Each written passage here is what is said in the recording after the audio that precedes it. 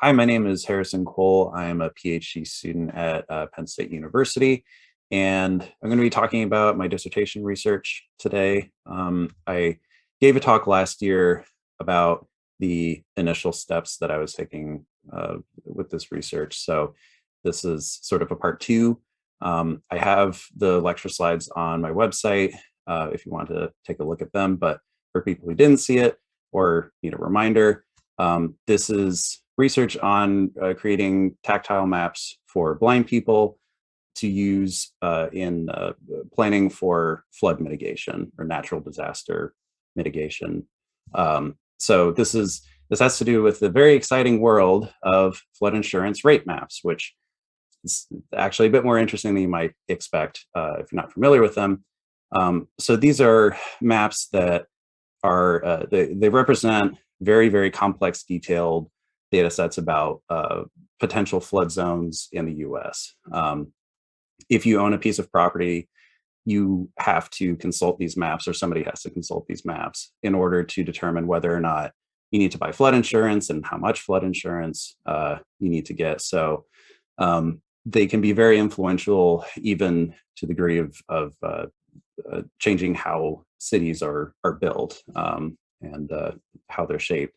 But because they have a lot of information about exactly what parts of the country are going to be flooded and the character of that flood, they're often used for natural hazard risk assessment.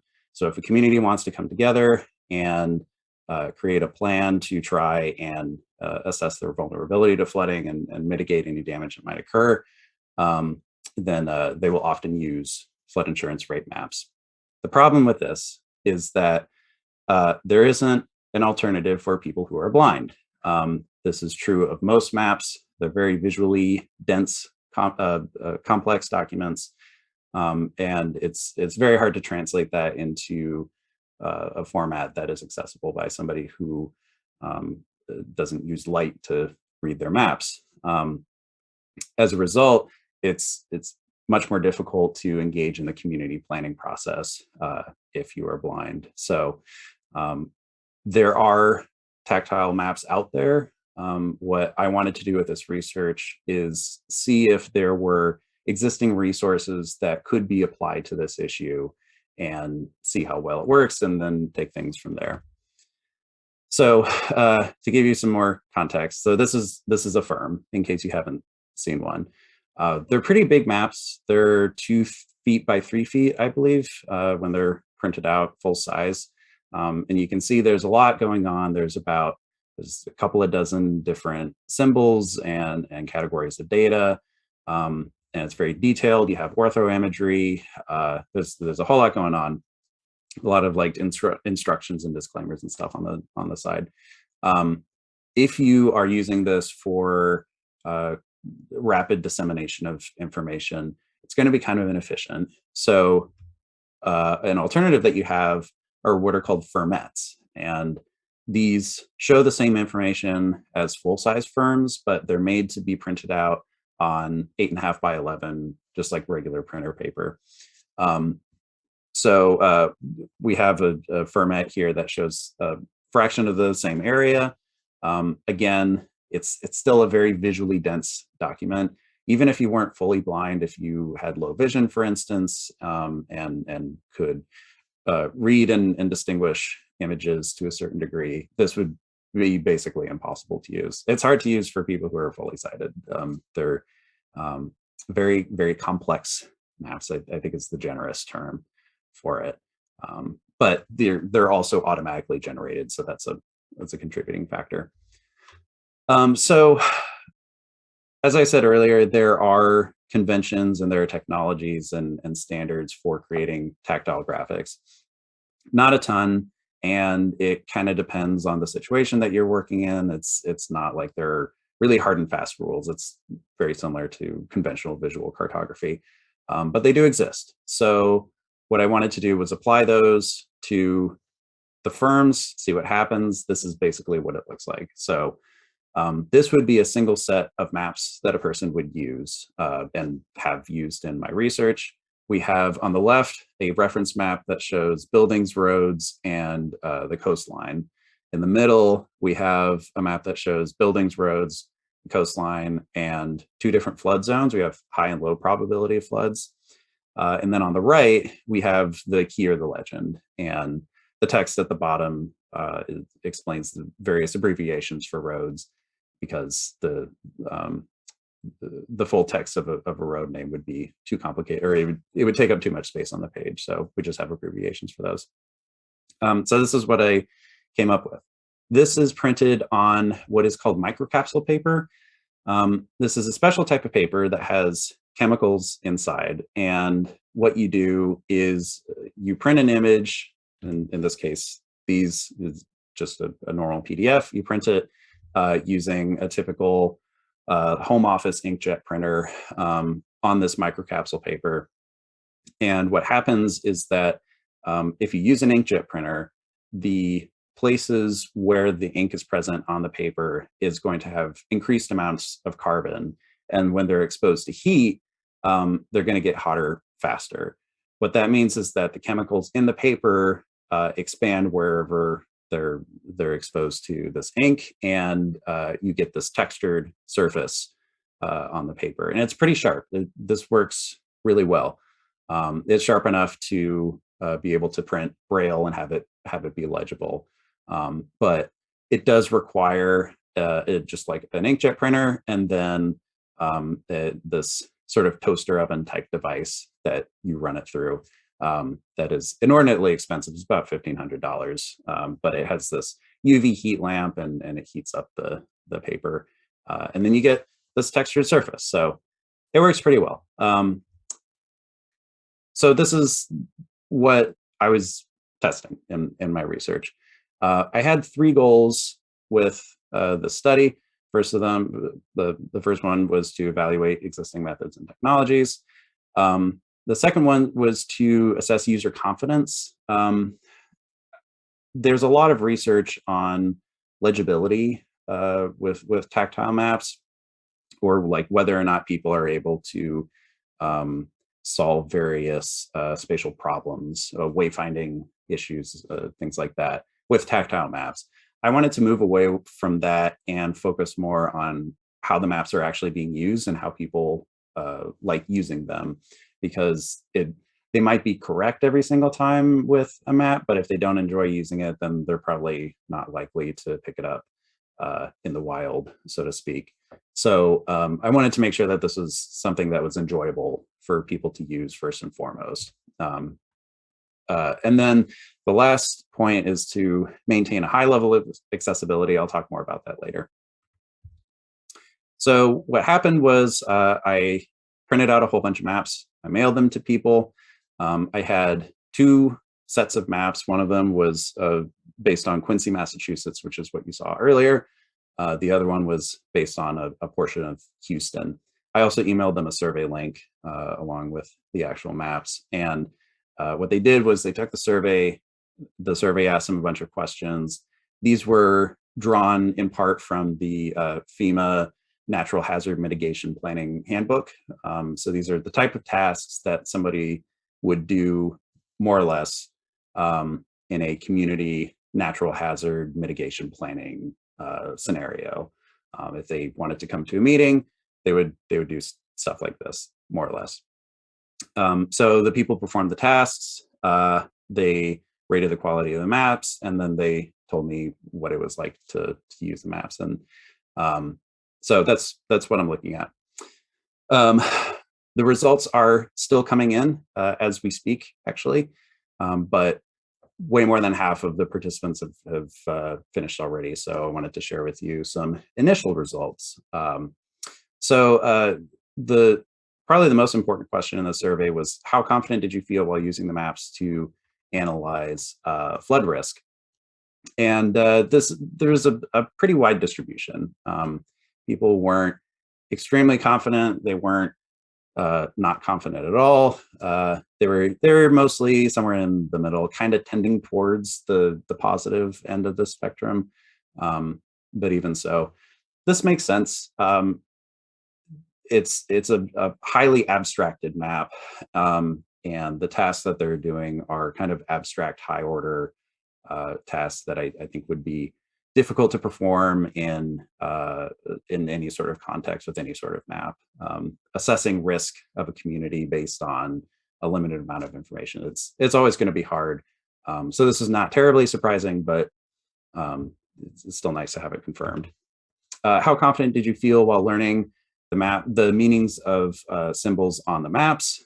People tend to be either somewhat to extremely confident or not confident at all. And there are a lot of people in that category relatively. I think this is an artifact of the fact that there's not a lot of standardization in tactile mapping symbols. There kind of is in visual cartography.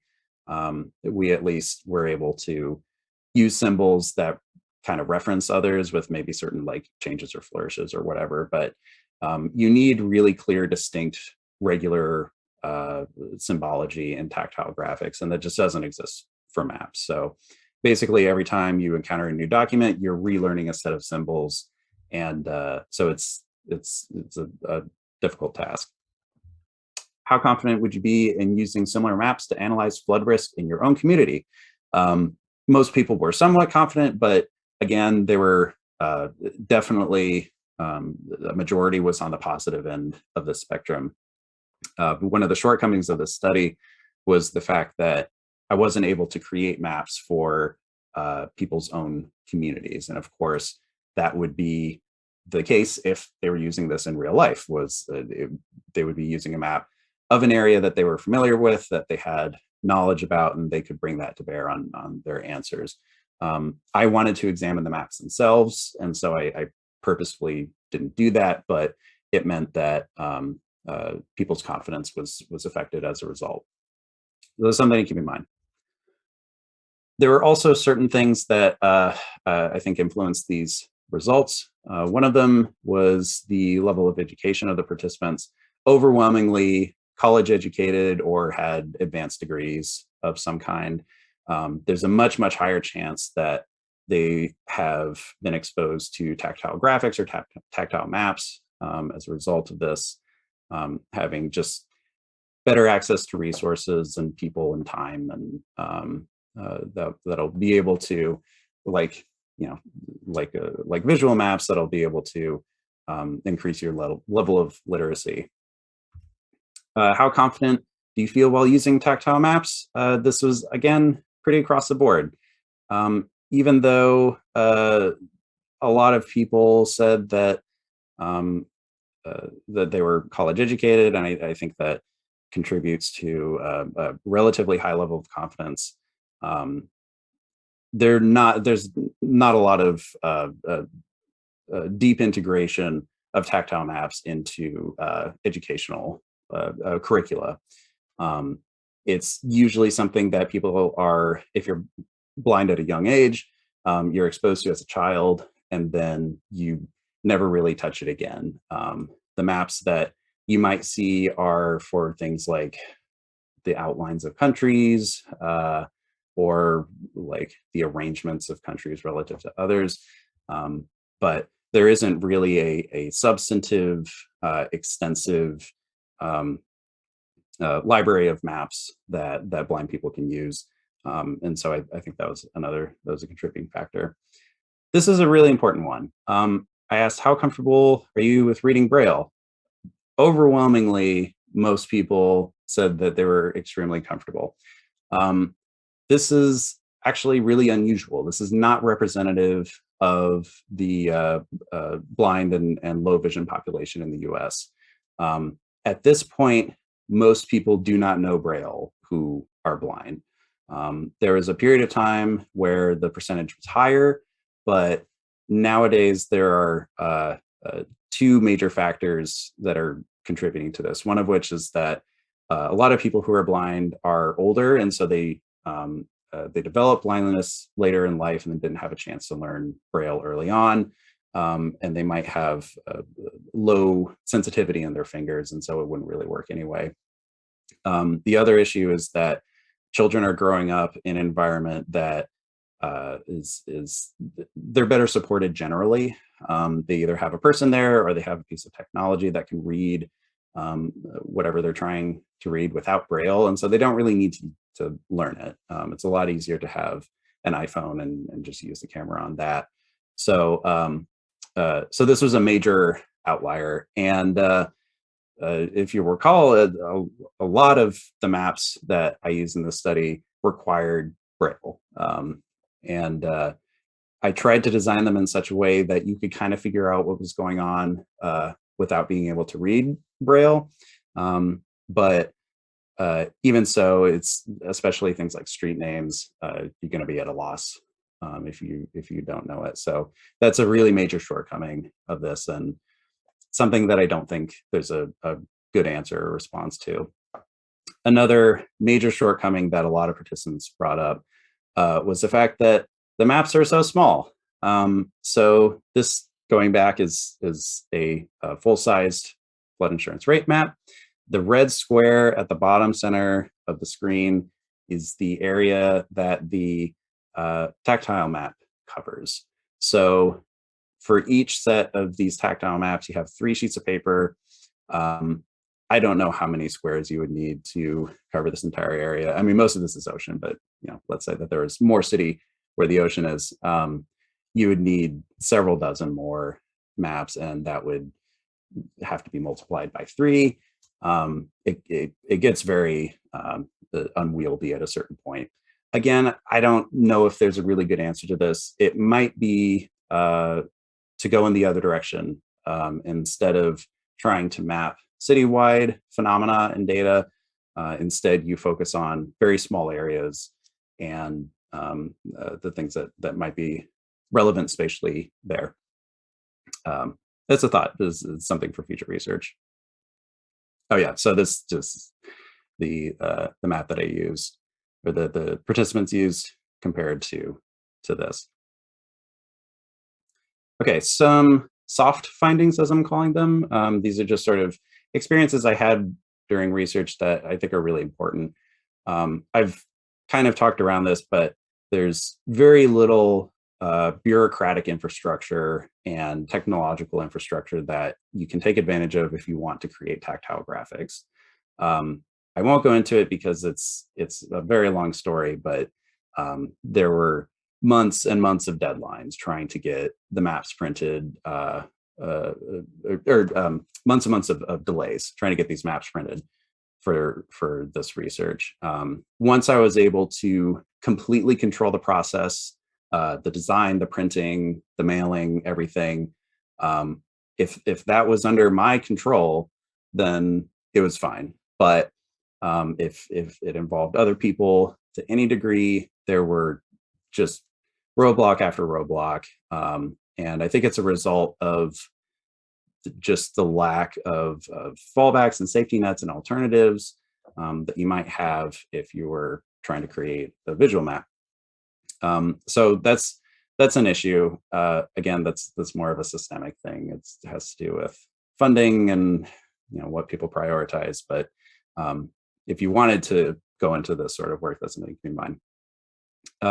There's very little support or education using tactile maps. Again, a lot of people who are in this study haven't really used maps in the past, or they used them when they were kids and that was the last they saw of them. And then my last point, maps of the mundane are meaningful. Sort of following off of that, a lot of people were talking about how exciting it was to see buildings on these tactile maps, or to feel them. It's not something that often comes up on tactile graphics or of any kind, much less maps, to have a very highly detailed image of something where you can get a very good sense of what you're looking at rather than an abstracted representation of something. That was extremely compelling for a lot of participants. They were very excited about that. So I'll leave it there. I have a second round of experiments that I'm currently starting up, so hopefully I'll be able to talk about that soon. I am going on the job market, So if anyone wants to talk to me about that, here's my email, my website, and my Twitter account. I'm responsive on all of them. And thanks everyone for your time.